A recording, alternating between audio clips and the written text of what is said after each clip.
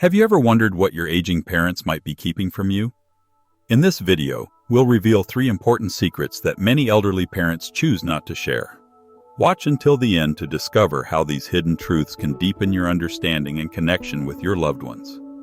Before we begin, I'd appreciate it if you liked this video to help me continue spreading important lessons about old age. If you haven't subscribed yet, I recommend doing so and turning on the bell to see all our videos. If you like this content, please comment number 1, and if not, comment number 0 to let me know how I can improve. Now let's get started. In old age, wise individuals often keep certain secrets from their children. While many laugh with you, when it comes to crying, you are often alone. To ensure later years aren't filled with sorrow, parents typically avoid revealing these secrets to their children.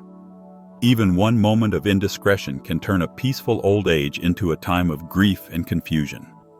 Let's explore the 3 secrets that can cause trouble if revealed, through some real-life stories. Anna, for example, married someone who lived several kilometers away from her parents. While her job wasn't too busy, she only visited them once a month. She often found these visits to be stressful because her parents were constantly arguing. Her father, an authoritative figure throughout his life, expected everyone to follow his rules, while her mother, once gentle and accommodating, began to show signs of resistance as she aged. This led to frequent verbal clashes. On one occasion, at dinner, her father criticized her mother's cooking for being bland, and her mother reminded him of the doctor's advice to reduce salt intake. Their arguments often involved harsh words, disturbing the peace of the family. Despite Anna's attempts to encourage harmony, the conflicts would soon resurface. Similarly, Tone's parents faced a different dynamic. His father, once a successful director, became irritable and critical in retirement, especially towards his wife. His mother, feeling neglected, grew resentful, which led to a tense atmosphere at home. Their arguments often created a difficult environment for their children. According to psychologists, living together in old age doesn't guarantee happiness. Dr. D. Doan suggests that while younger couples often have distractions to reduce conflicts, older couples face more challenges due to increased interaction and fewer external activities. To minimize these conflicts, society should encourage the elderly to engage in community activities and maintain social connections. Without these distractions, the tension between elderly couples can become overwhelming and affect the entire family dynamic. As children, we may feel helpless when we witness these conflicts, not understanding the root cause of the issues. However, open discussions and support systems outside the family can play a crucial role in alleviating some of these stresses. Money can be another difficult topic for aging parents, and many keep their financial concerns private. The decision to save money for retirement can be overwhelming, especially if the resources available are limited. Many people feel the pressure to save enough for their later years, yet the situation can be more complex in certain cultures or families. For example, in Vietnam, where many elderly people have little or no savings, those who do save often struggle to decide whether to use the money for themselves or leave it for their children. Take Mrs. Mann, for example. She saved diligently all her life, but found herself torn between using her savings for her personal needs and supporting her children. Her reluctance to spend money on herself even led her to neglect her health. She felt a deep sense of responsibility to provide for her children, even as they became independent. The weight of this responsibility sometimes caused her financial and emotional strain. Psychologists say that this sense of obligation is common among parents, especially those who grew up with a strong sense of duty to care for their children. However, as parents age and their own needs become more pressing, it can create a challenging situation. Balancing personal financial security with providing for children can be difficult. Experts recommend a balanced financial plan that considers both personal needs and support for children. Many elderly individuals feel an overwhelming desire to provide, even when it means sacrificing their own well-being. It's important to recognize that both parents and children need to understand the value of financial independence for both parties and communicate openly about these issues to avoid unnecessary tension. Another secret that elderly parents often keep from their children revolves around their health. As people age, their health inevitably declines. While many elderly individuals try to maintain good habits, health issues are still common. Serious health problems can arise, and some elderly people feel the need to keep their struggles private to avoid worrying their children. For example, Mrs. H suffered from joint pain, but kept her condition hidden. She didn't want to burden her children with her health struggles, so she kept quiet about her discomfort. However, keeping health issues secret can create additional stress and hinder proper care. If children are unaware of the health problems their parents face, it can become difficult for them to provide the support their parents need. Experts suggest that elderly individuals should openly share their health status with their children, allowing families to provide better care and support. Sometimes, parents fear that revealing their health issues will make them appear weak or burdensome. But in reality, it's a way to ensure they are getting the help they need. Open communication about health can also allow children to step in and assist with appointments, medication, or even just providing emotional support during tough times. When children are kept in the dark about these issues, it creates unnecessary tension, and the elderly may feel isolated and unsupported. This type of secrecy also affects the way families approach caregiving in the future. As health declines and the need for assistance grows, elderly individuals may have to rely more on their children for care. However, if parents haven't communicated their health struggles earlier, the sudden demands placed on children can create stress. Not only does it impact their ability to care for their parents, but it can also affect their personal lives and careers. By starting these conversations early, families can better prepare and ensure that everyone is on the same page. It can also provide a sense of relief for parents, knowing they don't have to face their struggles alone. In conclusion, while it may seem like parents are keeping secrets from their children, they often do so out of love and concern. They want to shield their loved ones from unnecessary worry, protect their independence, and maintain peace within the family. However, these secrets, whether about marital conflicts, financial concerns, or health issues, can create tension and strain if left unspoken. By fostering open communication, families can ensure that they are there for one another during the later years, providing the support and care that aging parents truly need.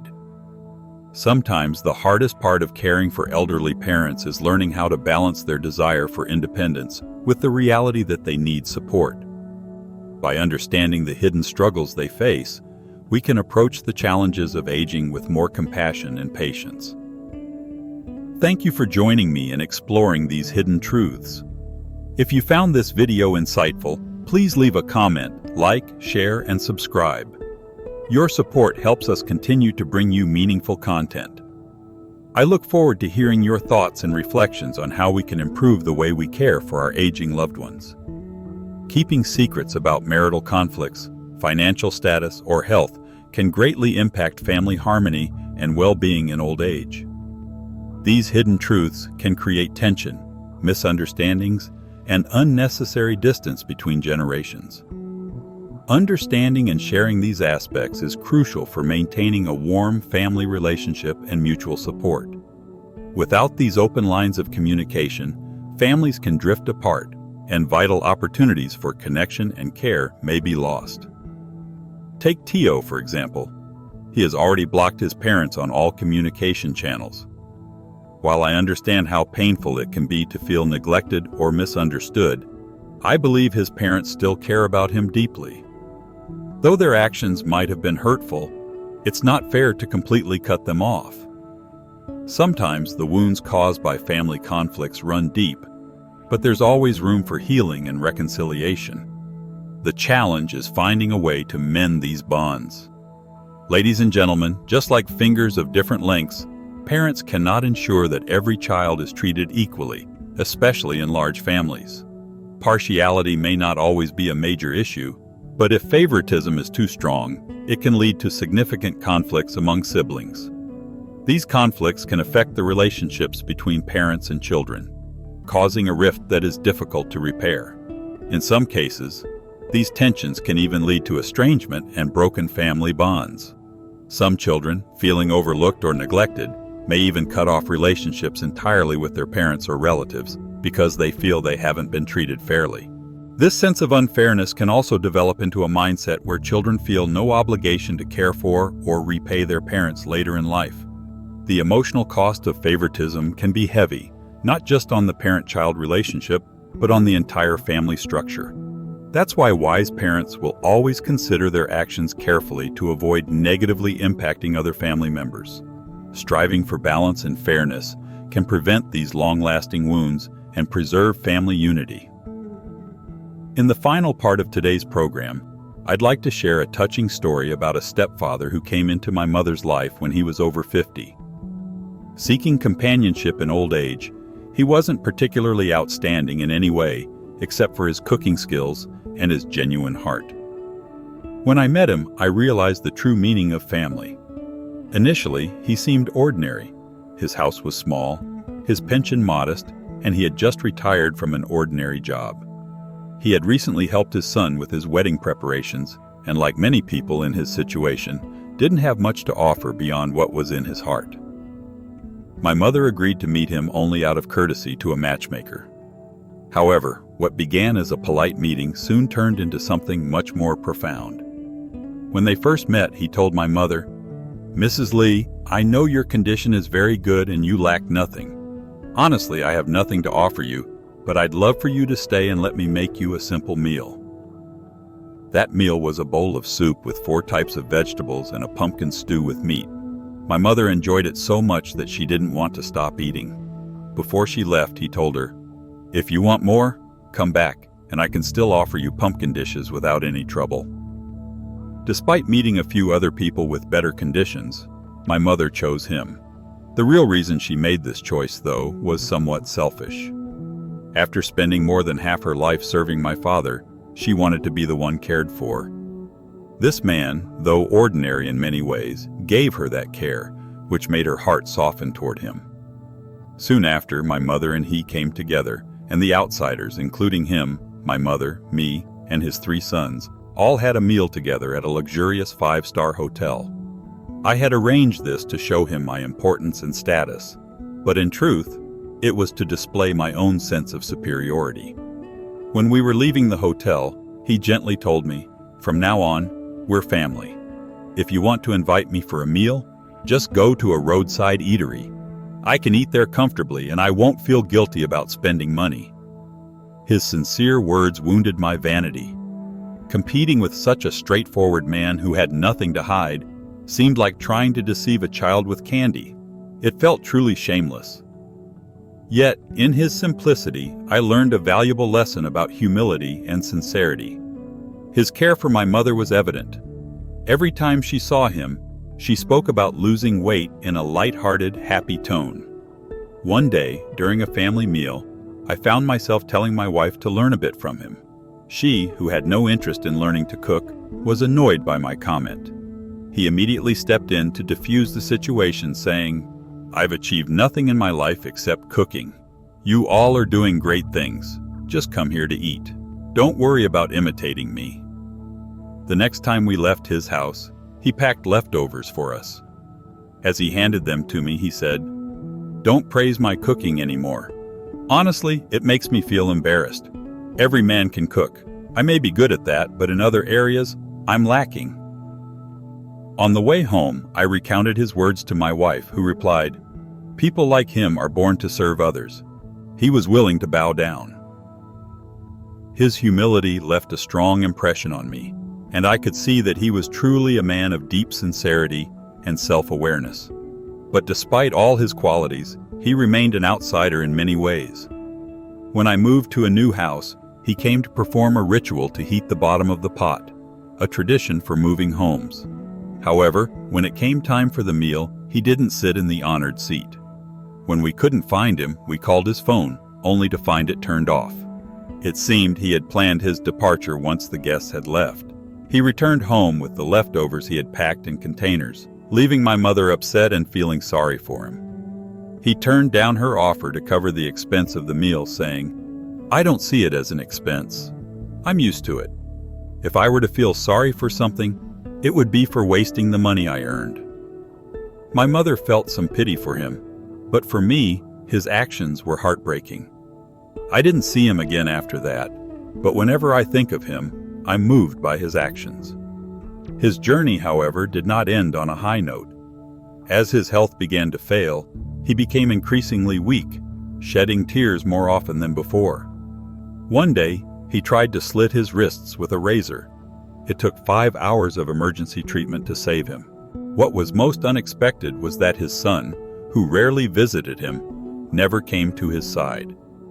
Each time he called, he claimed to be on a business trip, promising to visit soon, but never did. This experience taught me an invaluable lesson about the true meaning of family. Sometimes the people who love us most are the ones who don't have grand gestures to show it, but they offer their hearts, their time, and their care in the simplest ways. We must never take these gifts for granted.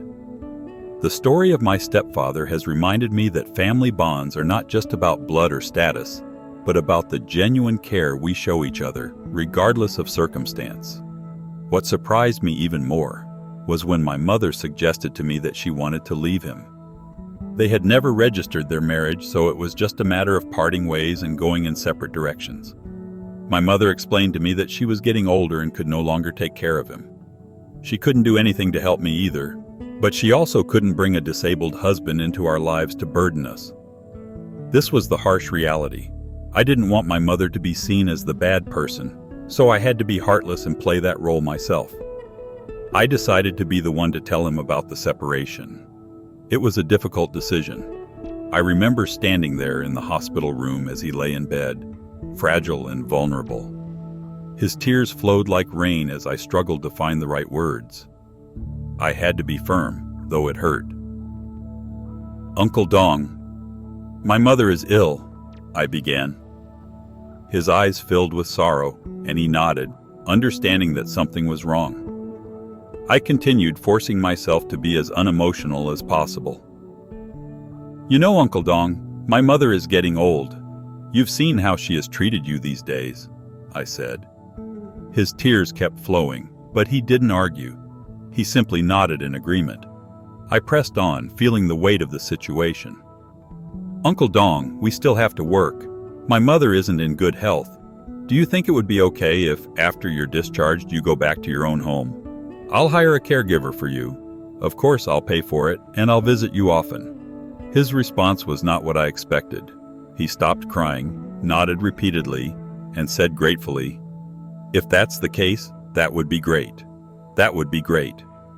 No need to hire a caregiver. There's no need." I left the hospital courtyard with tears streaming down my face.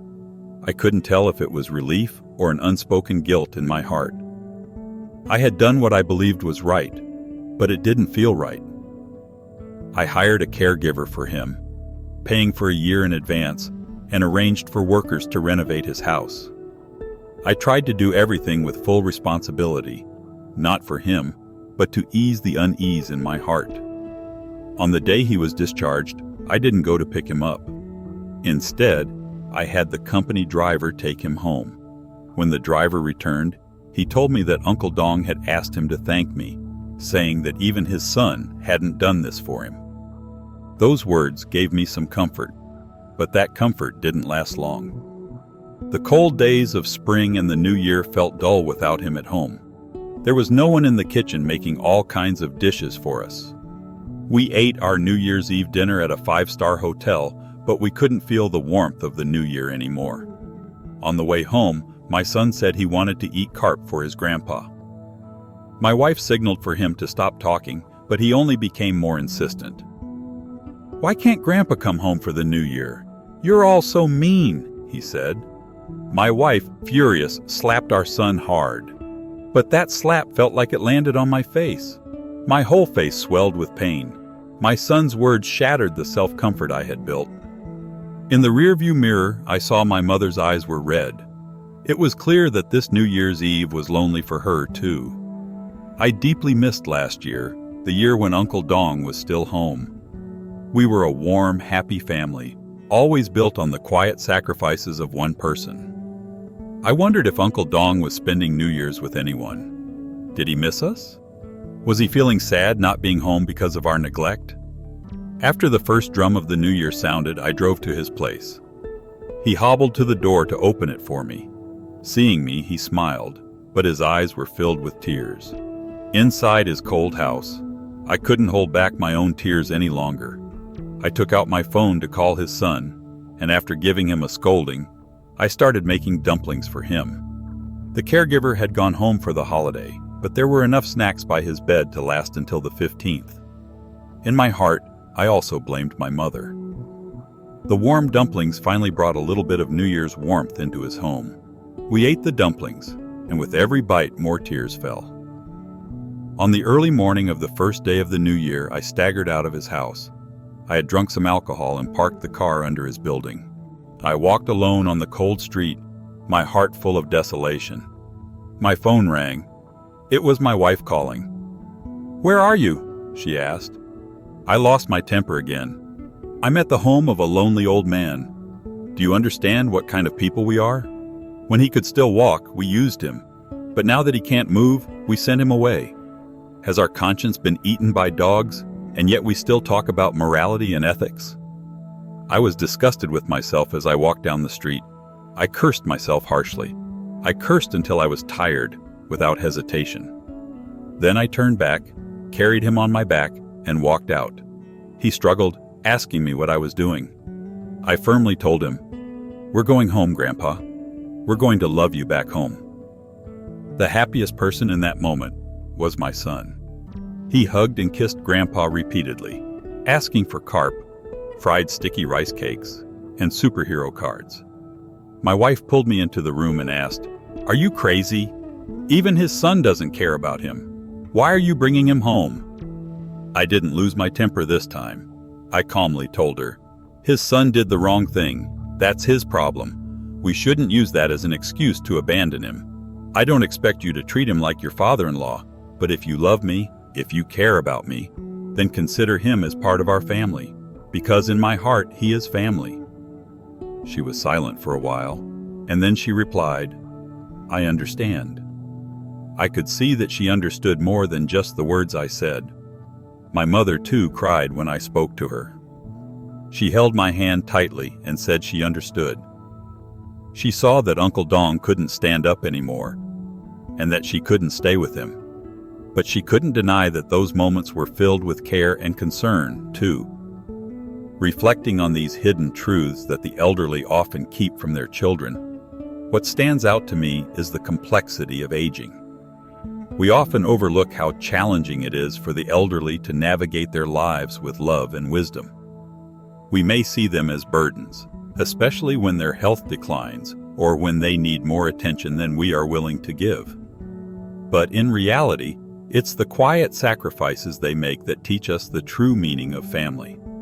One thing I've learned from this experience is the importance of not abandoning family members, no matter how difficult it may seem.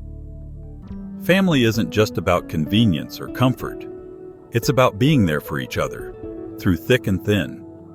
We may not always understand their struggles, but we can offer our care, time, and understanding. It's easy to neglect someone when they no longer seem to be contributing to the family dynamic. But the true test of love and family is in how we care for them in their weakest moments.